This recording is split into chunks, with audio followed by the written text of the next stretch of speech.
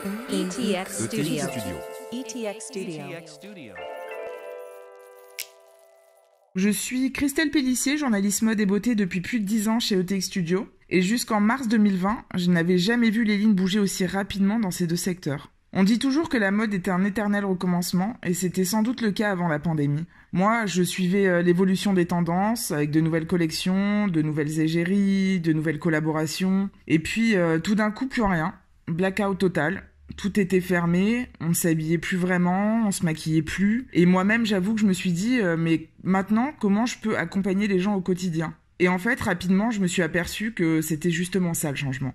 Oui, les magasins ont fermé, mais le shopping s'est rapidement réinventé. On s'est aperçu que les possibilités étaient infinies pour transposer le shopping physique en virtuel. Et on le voit, d'ailleurs, maintenant on peut essayer son maquillage, ses sneakers, ses vêtements en ligne avant de les acheter. Et aujourd'hui, ce sont même les live shopping en fait qui débarquent sur les réseaux sociaux, avec la possibilité d'obtenir des conseils, comme dans un magasin, entouré d'une foule d'acheteurs, comme dans un magasin. Et on appelle ça le phygital. En fait, c'est un mot pour dire que magasins physiques et virtuels ne font désormais plus qu'un. En septembre 2020, entre deux confinements, je me souviens avoir parlé pour la première fois de sneakers sans raisin. Alors d'un côté, c'était hyper innovant, et en même temps, je me dis à ce moment-là que c'est un what the fuck. Et puis pas du tout. En fait, on s'aperçoit que l'industrie de la mode se lance dans une course aux matières durables innovantes, qui se poursuit d'ailleurs encore aujourd'hui. Et en fait, les collections s'enchaînent, quoi. On a des vêtements, des sacs, des chaussures en pommes, en raisin, en maïs, en champignons, en canne à sucre. Bref, c'est la révolution green du textile en gros. Et pour le coup, c'est quelque chose qui va influencer pour longtemps le contenu de notre dressing.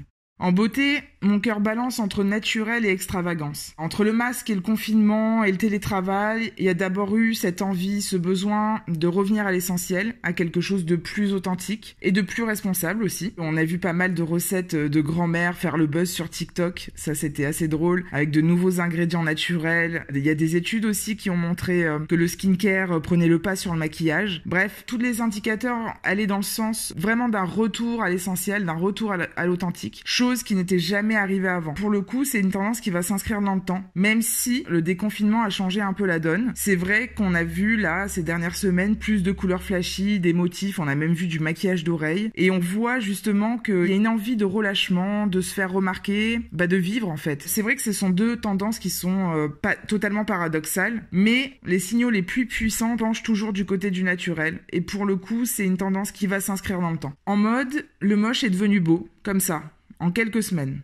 Toutes les pièces qu'on a rejetées pendant des années et des années sont devenues ultra tendance. Les doudounes sans manches, les crocs, les sabots, les grosses chaussures à plateforme, les joggings forcément avec le confinement. D'ailleurs, on a même vu Anna Wintour en jogging, ce qui est quand même le drame absolu parce que là, en gros, on se dit que c'est quelque chose, que c'est pas juste une tendance passagère. Du coup, j'ai interrogé Alice Pfeiffer, qui a écrit tout un livre sur le sujet, Le goût du moche, mais aussi le sociologue Frédéric Godard, qui m'a expliqué pourquoi les gens étaient accros au basket Lidl. Oui, parce que ça, il faut oser le dire, c'est moche aussi. Du coup, maintenant, j'y vois plus clair. Et c'est pas parce que c'est moi qui l'ai fait, mais je vous invite vous aussi à y voir plus clair avec le cahier de tendance d'ETX Daily Up. ETX Studio. ETX Studio. ETX Studio.